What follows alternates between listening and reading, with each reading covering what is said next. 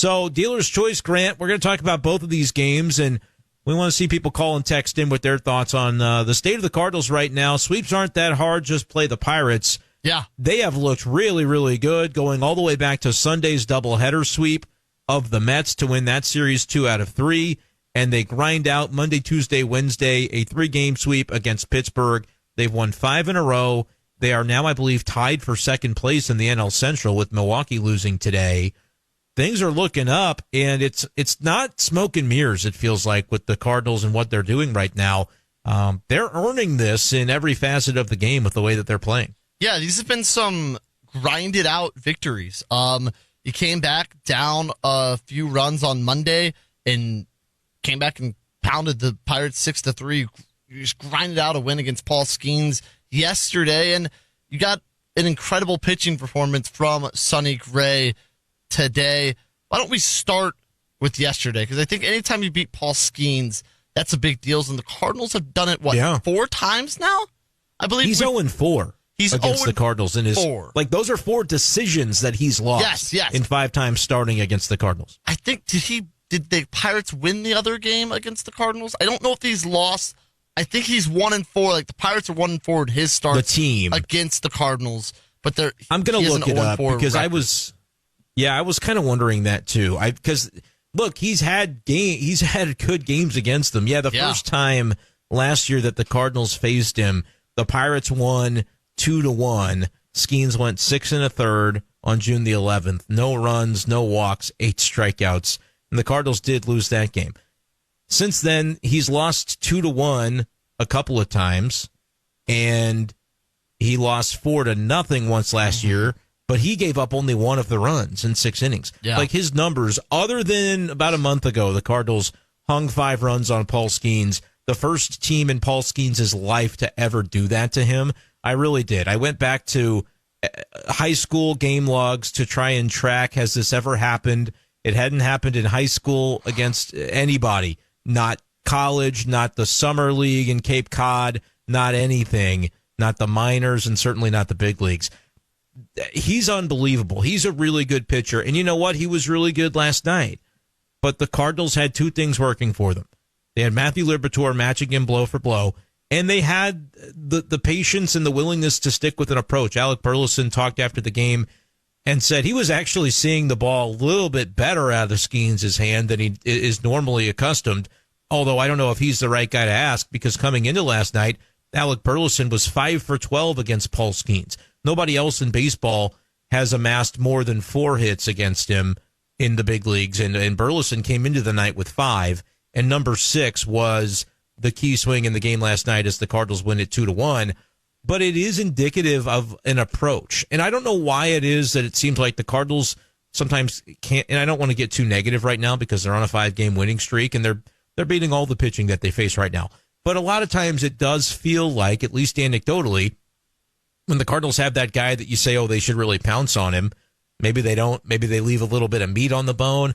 But then it's like when they're facing a Paul Skenes caliber arm, they lock in. How many really good arms have the Cardinals beat this season? There was a stretch earlier in the year where I think they got Nola, I think they got Wheeler in that Phillies series at home. I mean, there have been some on Pablo Lopez they got to. Mm-hmm. There's been a number of those ace caliber guys that the Cardinals, and it's not always that they're just, putting up crooked numbers left and right, but that's team effort. When you say, hey, it does matter who's on the other side. Matthew Liberatore last night said, well, I'm not really focusing on that. I'm not facing Paul Skenes. I'm facing the Pirate lineup, which is a lot easier. I mean, they don't have anybody. That's part of this sweep, but you got to take advantage of those spots when you get them. Yeah, I think what I was most impressed with Liberatore, Pitching Ninja tweeted this. His velocity and movement that he still had in the 6th and 7th inning was insane. This is awesome. For a guy that in Liberatore that has been kind of bounced around the last 2-3 years, ever since he was really acquired for the Cardinals in the Randy Arozarena trade, all it's been was, man, the Cardinals got hosed in that trade. If only they had Randy Arozarena. And now Rosarena's fallen off a little bit. Liberatore's, if he keeps pitching like this, it could be a win in that trade for the Cardinals, but he finally has gotten his opportunity starting, and he's making the most of it. I mean, if he keeps pitching like this, we're going to talk about where the ceiling is for this Cardinals team, or I should say where the floor is, maybe where the expectations are. If he keeps pitching like this, it's going to be higher than what the expectations were coming into the season. Yeah, at 5:05, we'll continue the Cardinals conversation and ask the question of, on this 5-game winning streak, as a fan, have the Cardinals changed your expectations? Because I just think I would love to isolate it. On Saturday, they called up Michael McGreevy, and the thought was, well, he's just kind of here to be some help over the weekend if they need it. They rain out that game, and you go into Sunday a doubleheader at a 14-19 mark, and very easily, as the Cardinals had come into that Sunday losing 9 straight to the Mets, 5 in a row in 2025, you could have seen the Cardinals lose both those games and be sitting at 14-21. Like, that was not an unrealistic thought for that Sunday at Busch Stadium, even though the Cardinals had played well at home. They win 2 one-run games on that day, and since then have swept the Pirates. They still haven't lost their 20th game. I mean, it could have happened either game on that Sunday, and we're sitting here on Wednesday, and we'll be sitting here. Well, we won't be sitting here Friday because the Cardinals have an early game against the Nationals, so we don't have a big show, but you'll be able to listen to Cardinals pregame coverage as early as like 4:50 over the airways of KTGR. But we'll be sitting around, happy hour time on Friday, getting ready to take in Cards Nats, and this team still will have not lost game number 20 on the season. So the swing of that is why I wanted to get deeper into that conversation at 5:05. Is this enough to change whatever your expectations had been 5 days ago? Are they different now? We'll want you to weigh in on that coming up at 5:05 as we continue the Cardinals conversation. But for now, we want to continue to recap what we have seen the last couple of days and get your thoughts in as well. What stood out to you the most from not only maybe the last 2 days, but this 5-game winning streak that the Cardinals have done that maybe makes you think they can keep things up? Because I think there have been a number of unsung heroes. And while we're sticking with last night, Grant, let's talk about Gordon Graceffo, because what he was able to do as the backup closer basically last night for Oliver Marmol. We knew based on Monday's game with the blown Victor Scott II call at home plate that I raised hell about all day Tuesday. Not happy. And I was not thrilled. I just couldn't believe it. I mean, there's just no way to get that call wrong, and they did. But it kind of cost the Cardinals because you end up having to use Maton and Helsley 8th and 9th of that game on Monday in a 3-run game. It's a save situation, so that's obviously a more than defensible way for Oliver Marmol to approach it. But as a result of that, it meant those guys were unavailable for the game last night. And going against Paul Skenes, it was kind of wild. Like, okay, you got through 7, you grabbed a lead in the 6th, and then Liberatore got the shutdown inning. Even still, it didn't feel particularly safe because you're like, well, who's going to pitch the 8th and 9th inning? Liberatore gave you everything and then some that you could have hoped for. 7 innings of 1-run baseball to lower his ERA to 3.07 on the year. And then you're going, well, who's going to pitch? Steven Matz in the 8th was great. Gordon Graceffo, 6 pitches, 5 strikes in the 9th inning. There was nothing to it. That was, first of all, credit to Oliver Marmol for saying, hey, at a certain point, you have to kind of have a feel for what you want to get out of these guys. And we want to see what Gordon looks like in that backup closer, in that leverage type of role where he's not just up here to mop up 3 or 4 innings at a time once a week when we're getting blown out. He's up here to contribute, and he did more than that on a back-to-back setting because he threw that 6th inning on Monday, Grant, and then had the 9th last night and did a marvelous job in both. I will say this, just looking, I'm very impressed with the bullpen. I'll get back to that. The Pirates had a pinch hitter for every single batter yesterday in the 9th inning. That's a great point. I'm sure it's happened before, but I really doubt that's happened many times in baseball history. That more perfect games in baseball history or more of that happening, Brenden? What's your... It's probably a similar number. Yeah. I wonder if we could find the stat on that. I'll start efforting that information. I don't know it offhand. Not even that's a good one. Every inning, but in the 9th inning, a pinch hitter for every single batter? That's crazy. What does that say? But what does that say about your lineup? And it was 5, 6, 7. I know. Alexander Canario has no business batting in that spot in any lineup. He's hitting 122, had been 0 for 3 prior to them pinch hitting him, lifting him for a pinch hitter in that spot in the 9th. all he was asked, I was covering last night's game, and he was asked about that post game, just like, what did you expect them to do? Kind of weird that they kept going to pinch hitters. What did you expect Gordon would face? He's like, we didn't really know. We kind of had a hope for the way that it would go, but at a certain point, you can't set up matchups any more than what you do. You just go, hey, Steven Matz is a left-hander, and this is a lefty lane. In the 8th, we're going to go to him. Interesting, I thought that it's not JoJo Romero and that it's not John King, neither of whom pitched on Monday, unless I'm missing something. I'm not saying it's wrong either. Steven Matz is the reliever from the left side that I trust the most in that Cardinal bullpen. And he had also needed to pitch, too. But in a game like that last night, where it's a one-run contest, you're not necessarily making your decisions based on who needs to pitch. Like, it's been a while for this guy, so we want to get him some work. You'll find some work for somebody if that's all it is. It's not all it is. Steven Matz has gained a lot of trust, rightfully so, in whatever role that he's been placed into. And I asked Ollie Marmol earlier this week about his reaction sort of to the way that things have gone, because he had a great spring and was not anything other than deserving of a spot in this rotation, not just on a temporary basis as it's been, but Steven Matz deserved to be in the rotation. He earned that and didn't get it. I mean, they said, look, we're going this other direction. I completely agreed with it when it pertains to Matthew Liberatore, because we're seeing the upside and the potential. That glass ceiling is being shattered, and the thoughts that everybody had about the Arozarena trade from so many years ago. I mean, it's been years that Matthew Liberatore has been toiling in the Cardinal organization. He worked his way into a spot where we're like, you know what, pretty good big league reliever. Not sure if he's a starter. And the Cardinals weren't sure either. But he was insistent and said, I'm putting in the work and I want the chance. And he lit it up in spring. And so they gave him the chance, and they're being rewarded for it with a pitcher who I think could be a fixture in this rotation for the next several years. And there's a recent article by Jeff Passan where he was kind of looking ahead to the different guys throughout the game that could earn X amount of dollars on their big contract. 100 million, 200, 300, 400. The highest name right now, the talk of the offseason will be Kyle Tucker, who is with the Cubs and is having an MVP-like start to his season there. Glad Andy's not here today because, of course, Tucker was the former Astro who was traded to Chicago this offseason. But down the line on that article, there were some honorable mentions of names where, okay, this guy could potentially make it into that $100 million category. There's one Cardinal listed by Passan, and that was Matthew Liberatore.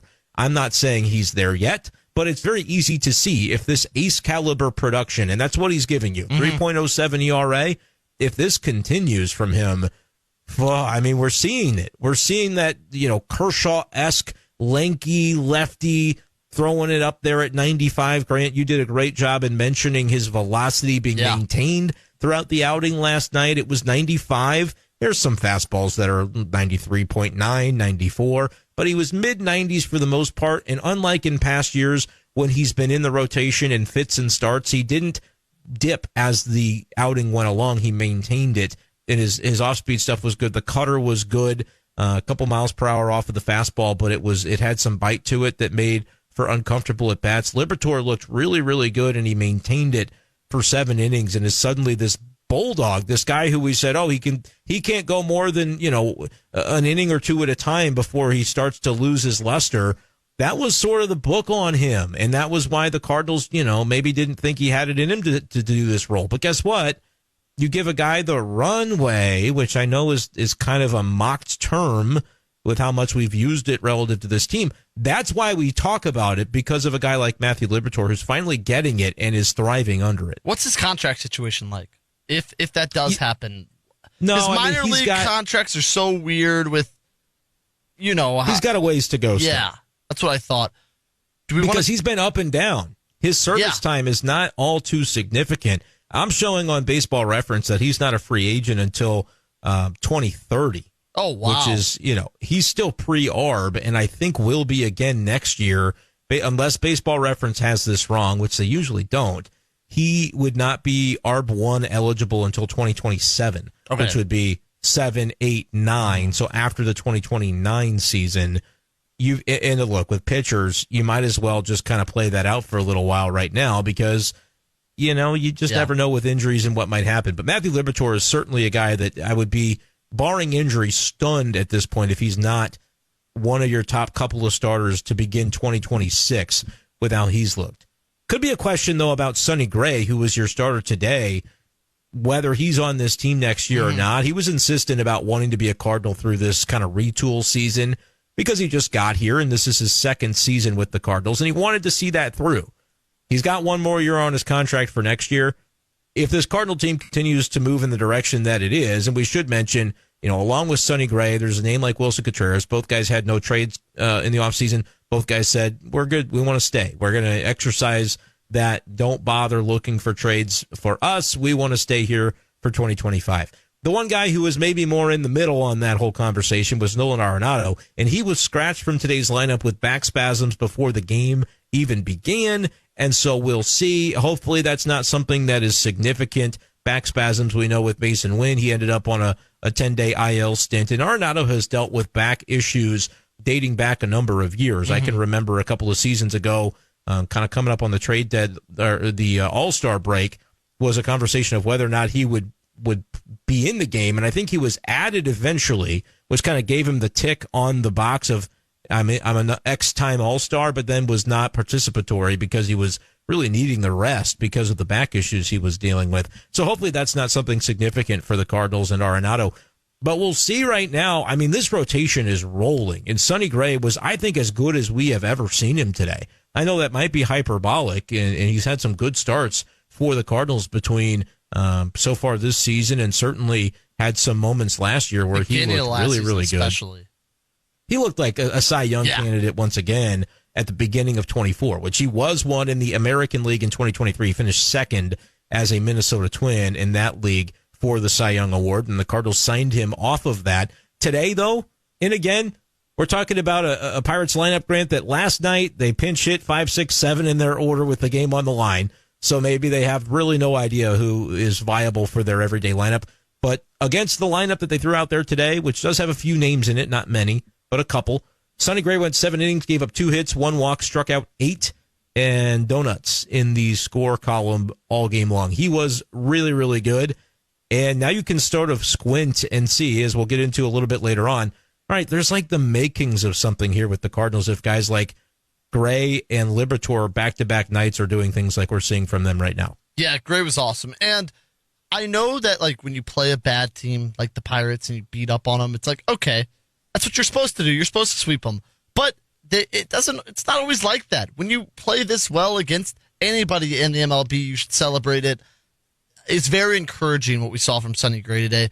4-1 now on the year. I know that the win-loss, in this new era of baseball doesn't mean a whole lot, but that's big. He is giving you a lot of chances to win games every time he steps up on the mound, and this 1-2 punch of Libby and Gray is really fun, Brenden. And I do think that's their 1-2 punch, by the way. Those are their 2 best starters at this point. Whatever order they started with to begin the season is kind of irrelevant to me. Let's just get into the mindset. I'm not saying it's happening, but if the Cardinals are starting a playoff series next weekend, 3-game wild card. They're lining up Gray and Liberatore for the first 2 games of that, probably in that order. Although, I mean, Liberatore has been phenomenal as well. But you're going to say Gray would be your 1, Libby your 2. Who's your 3? I don't really know. Yeah, that's the question. Do you have a name? Do you have one? Again, they don't have to do this next weekend because we're in the middle of May right now. But just maybe something to think about down the line because I think the top 2 are pretty obvious at this point. Honestly, for me, it would be 4 innings of Steven Matz. That's honest to goodness my answer, which is why it's a little bit of a touchy subject that he's not in the rotation because I feel like there's some merit to maybe bumping somebody else to a bullpen role. But he's also giving you more in the bullpen role than whatever that guy would give you. If it's Palante or Fetty or Michaelis that you're bumping, those guys aren't giving you what Steven Matz is giving you last night with a shutdown 8th inning to make sure. That's a hold for Steven Matz, and then the save goes to Gordon Graceffo. Want to talk a little bit about today's offense before we take a break. Just some timely hitting. You're seeing good production from various spots of your lineup in the bottom of the order. Victor Scott II is a revelation. Him running the bases, Grant, there might not be many more things in the game of baseball that are more fun to watch than what he did today, scoring from first on a single. Yes, he was often running with the pitch, but that's something else that he brings to the table. And then scoring from first on a double. I mean, it was just incredible to watch him do it twice in the same game.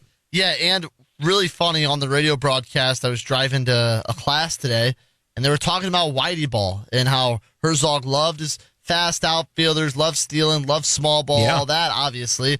And literally right after they say that, Scott takes off after he gets walked and then scores on a single.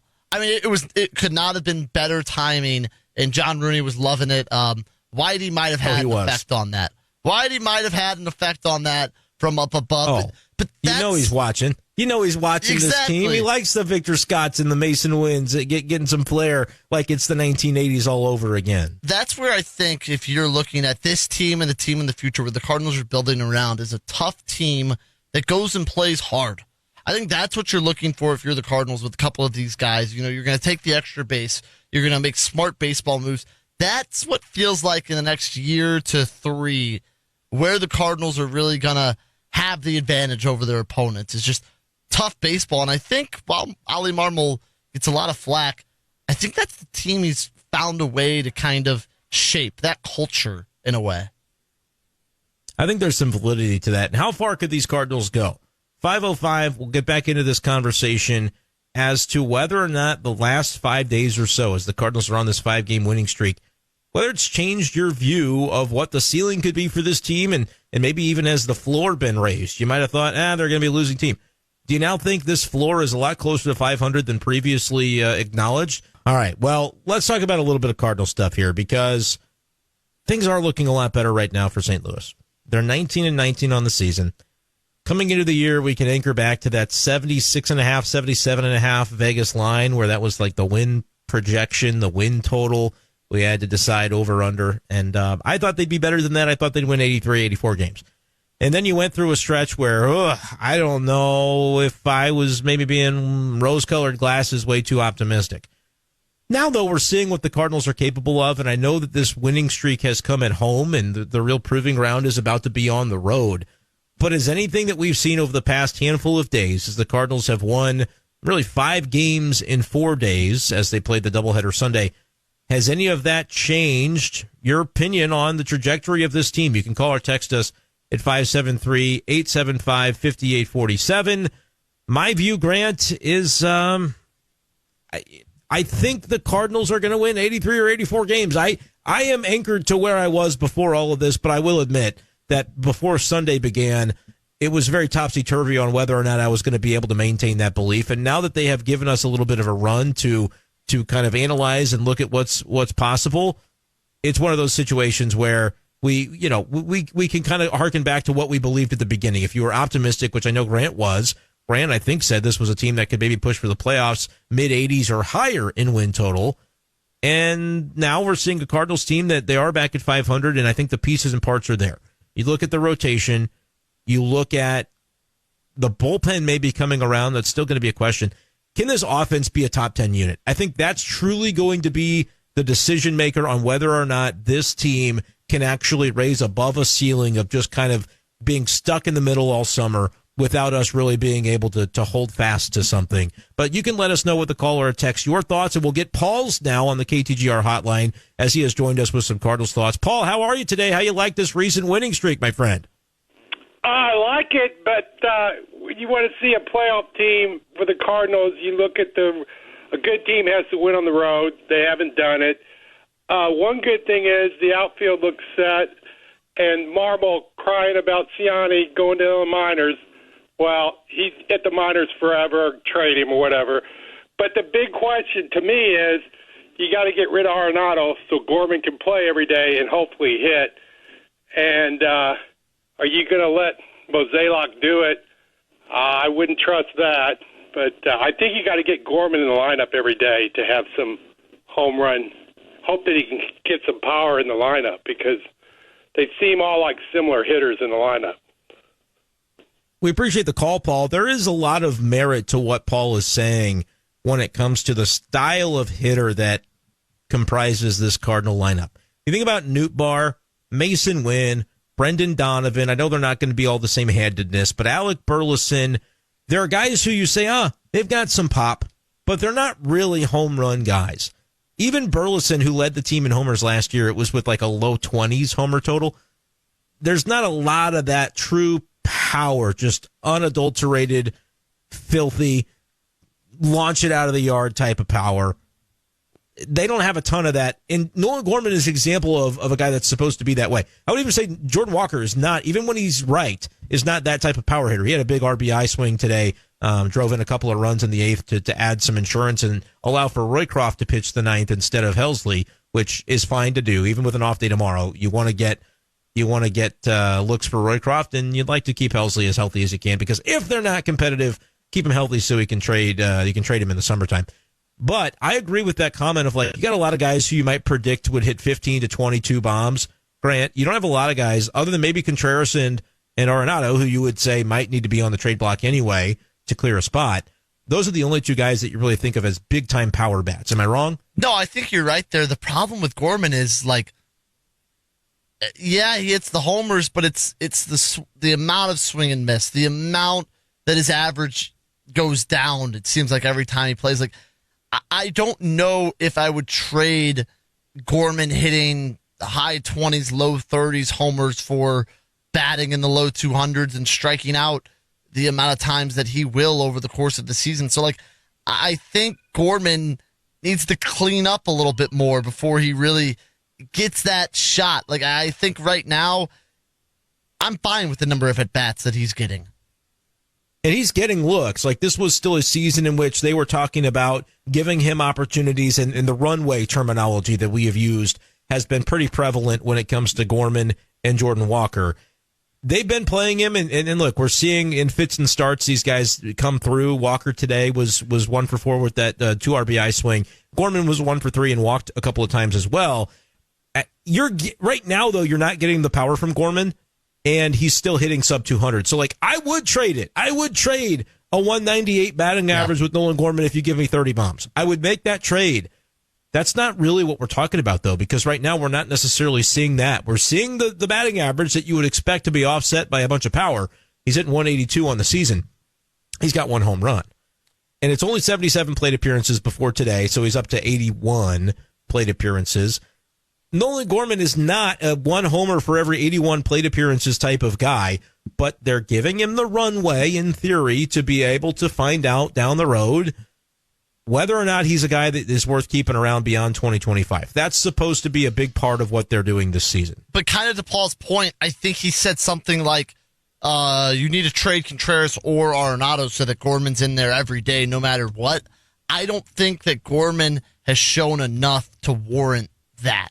Like if there was a situation where somehow Brendan Donovan still hadn't broken through and he's shown what Brendan Donovan is, then I could say, okay, yeah, like trading Arenado or Contreras to open us up a spot for a guy like that wouldn't be the worst thing in the world. But, or Mason Wynn, like, I don't know that Nolan Gorman has shown enough to warrant that reaction out of Paul, I guess, from my point of view. And I understand what he's saying, though, too, because it's what the Cardinals said they were going to do at the beginning of the year. They also thought, if you would go back to the beginning of February, they were going to trade Arenado. Now, maybe Arenado, like, maybe this is a time where this kind of lines up nicely. Arenado's playing pretty well. Defensively, you'd miss him in the lineup if he had to, take 10 days to go on the IL.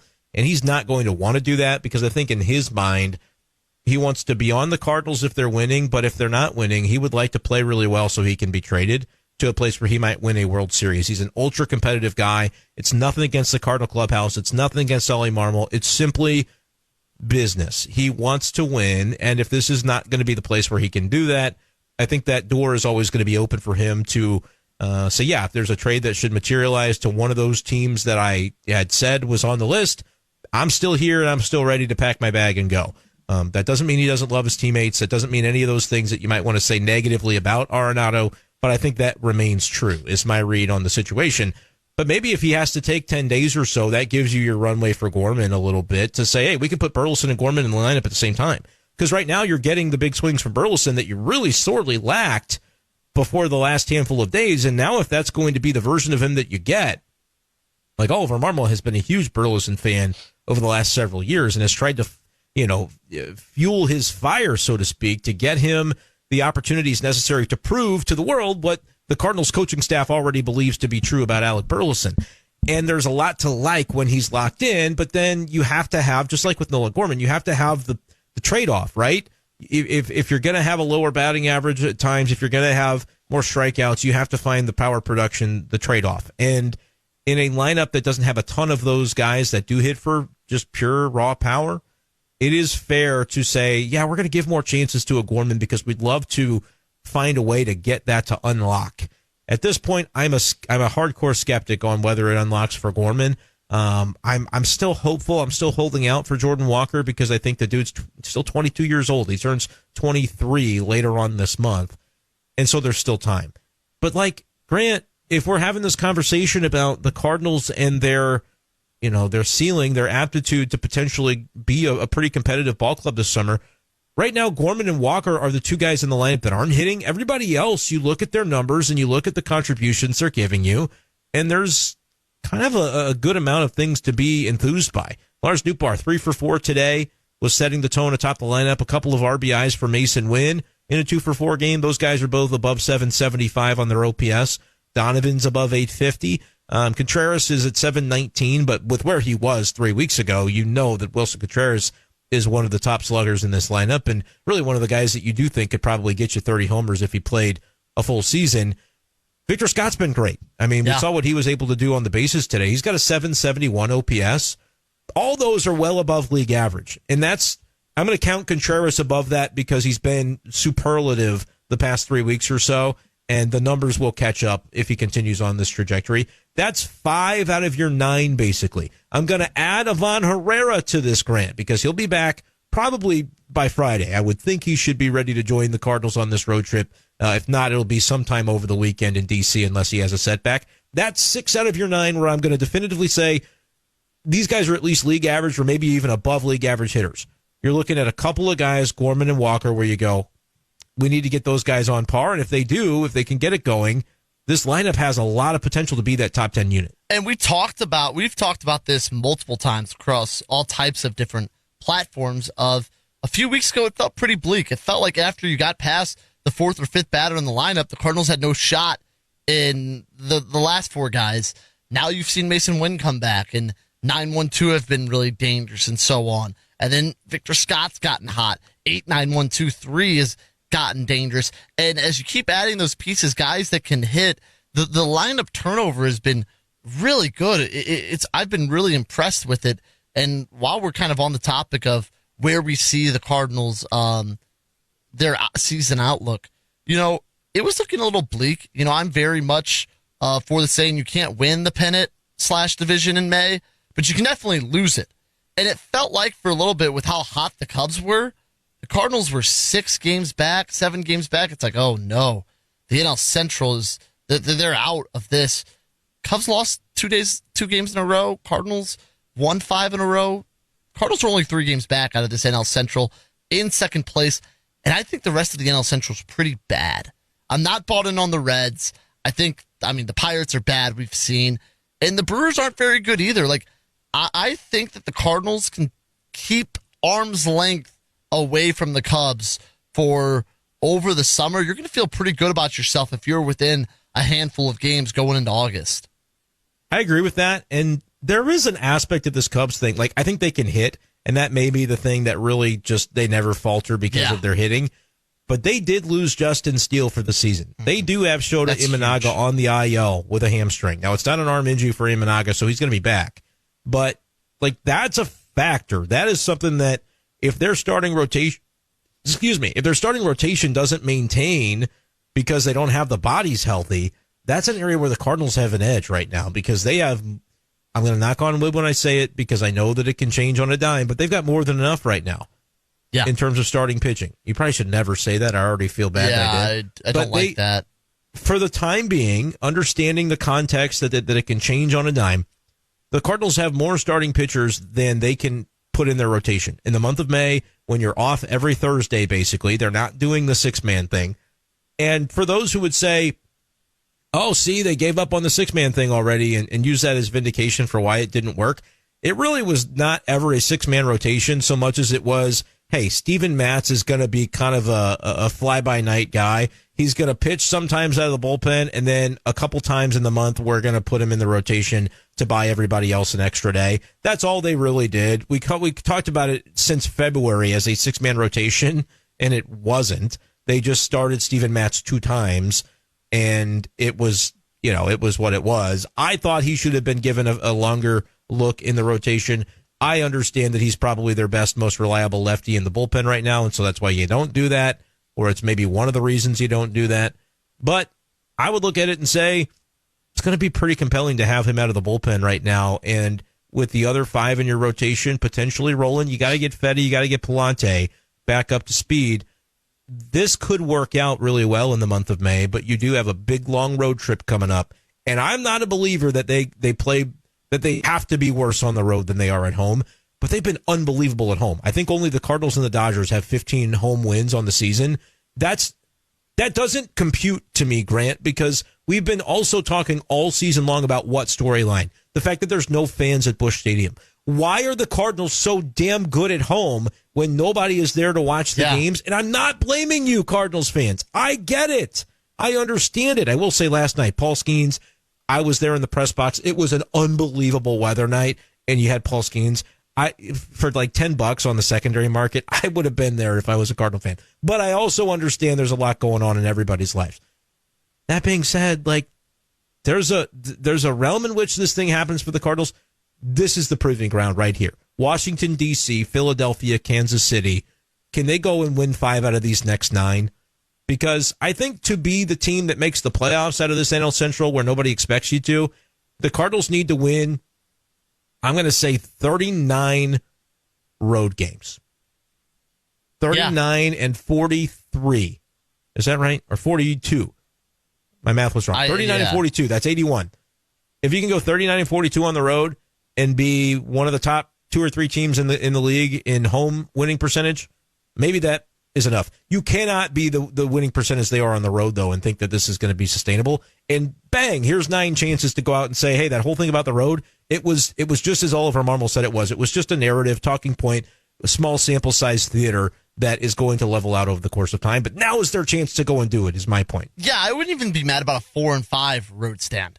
Like that would not, I would not be upset by going 4-5 over this. You know, you face a Nationals team that is okay. They've been good lately. You face a tough. Their record's been better. Yeah, they're better. They're better. They're not like world beaters, but they're better. The Phillies. They're not losing 100 games. No, they're not going to do what you thought they might do. Right? The Phillies are a decent team, and the Royals have been playing really well, which we'll talk about here soon. So I think if you're the Cardinals, you get 5-4, 4-5 on this stand. I think you can come back to Busch feeling pretty okay about yourselves. Yeah, and maybe you can go for even more, because it's still a losing Nationals team. They're 17-21. Find a way to win 2 or 3 from them.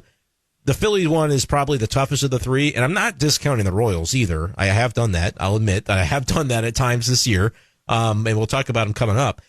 But I do think you got to win this National Series, because the other 2 on this trip are going to be a lot tougher. They're actual solid ball clubs, whereas the Nationals are cosplaying as a solid club. They're close, but they're not there yet. So to answer the question, have your expectations changed at all with this win streak? My expectations were that this team should be above 500 this season.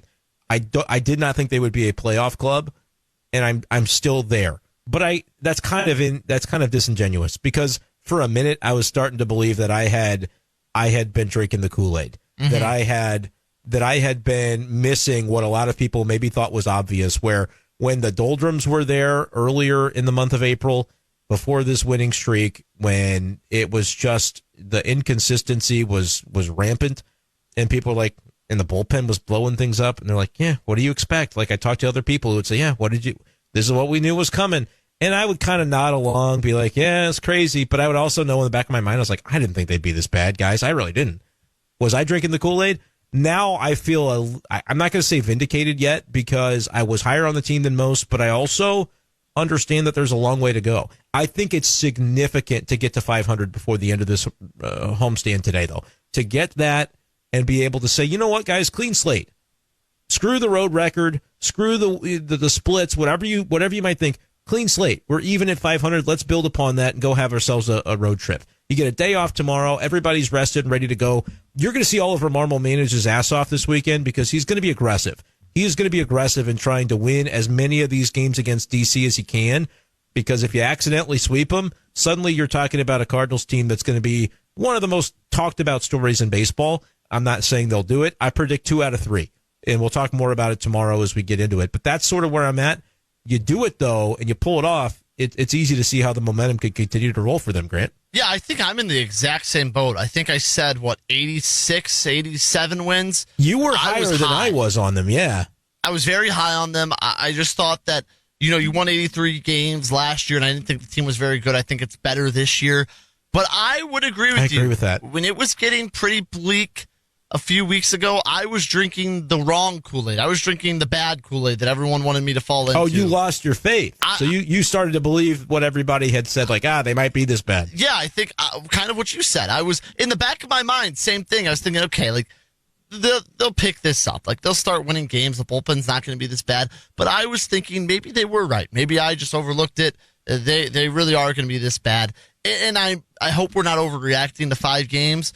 But I think this is more of what the last week or two we both expect out of the Cardinals. Them to be a solid team, find ways to win games. I'm still not sure if that 86 or 87 win marker that I said will get you in the playoffs, but it'd be pretty fun there at the end in September. You'd be in the fight.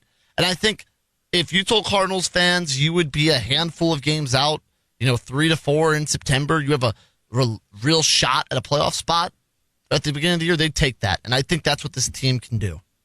And whether they make the playoffs or not, that terminology of meaningful baseball in September, I think is what you're chasing. Yes. And they could still blow that up in July by trading guys away. Like, this is not going to be a normal year where you think if our record is this, it means the front office does that.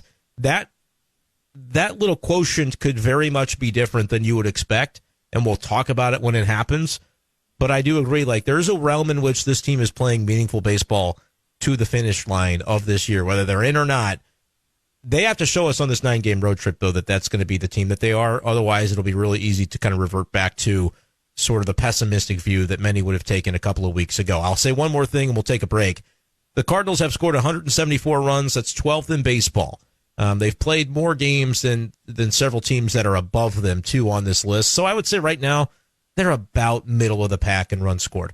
They have to finish, I think, generously, I'll say top 12, more realistically, top 10 in runs scored if they're going to be the team that's doing what we're saying. Because I think the pitching staff is, like, for as good as things have been, Fetty has struggled, Palante has struggled recently, Michaelis, we know what he is. That's 60% of your rotation. If those guys are going all 5-3, 5 innings, 3 runs, we can say on the individual days, hey, they gave you a chance. That's going to add up to more losses than you're comfortable with. You've got to have a third guy who can start shoving with Libby and Sonny, and maybe those two don't stay on this pace all year either. So, to me, it still has to be a team carried by the offense. We'll see if they can do it as the summer progresses here on The Big Show.